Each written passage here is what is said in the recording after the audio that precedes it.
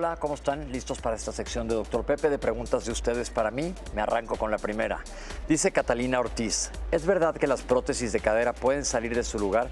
Catalina, si te lo hace un ortopedista experto es muy difícil. Sí, me imagino que con algún accidente sí se podría mover, al igual que el fémur. Pasa cuando se sale de su lugar, se disloca la cadera, pero esto es muy difícil. Es por eso que se sigue un programa de rehabilitación para que aprendas a cuidar esa prótesis y a caminar adecuadamente, a llevar una vida normal post-prótesis. Muchísimos pacientes que tienen prótesis de la cadera llevan vidas perfectamente normales.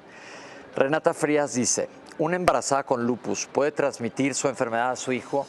El lupus no es una enfermedad contagiosa, no, es una enfermedad autoinmune y tienes que estar vigilada por tu reumatólogo y si te embarazas avisarle. Lo que se busca es tener el lupus apagado durante todo tu embarazo. Ahora, el bebé tiene posibilidad de heredar lupus cuando crezca. El lupus es una enfermedad que tiene un componente hereditario, esa y todas las enfermedades inmunológicas. No quiere decir que le va a dar, pero existe posibilidad de que lo tenga más que el resto de la población, pero no es una enfermedad contagiosa. Pablo Mendoza me dice, mi mamá tuvo un derrame cerebral y debido a eso no puede caminar ni hablar. Poco después sufrió trombosis arterial en el pie izquierdo. ¿Cómo se le puede ayudar a la circulación de la sangre estando en cama?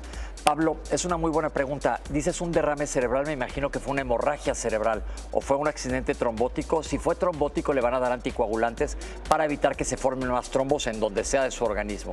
Ahora, si está en cama, si está postrada tu mamá, hay ejercicios para evitar la estasis de la sangre. ¿Qué quiere decir esto? Que no se mueva la sangre y es más fácil que se produzcan trombos. Pero hay que seguir exactamente el tratamiento que le dé, ya sea el neurólogo o su vascular periférico. José Reséndiz, los licuados de nopal ayudan a controlar los niveles de glucosa en la sangre. Pues mira, se le han atribuido muchas propiedades al nopal. En efecto, sí, dicen que bajan los niveles de sangre cuando son levemente elevados. Pero si tú eres diabético, la recomendación es que sigas las indicaciones de tu médico, sigas la dieta adecuada. Si te dan un tratamiento, síguelo, porque seguramente tienes niveles elevados y el nopal no va a ser suficiente para controlarte. Entonces, mejor estar cuidado. Y por otro lado, es rico un licuado de nopal. Tómatelo, no te hace nada mal. Gracias y eso fue todo por hoy.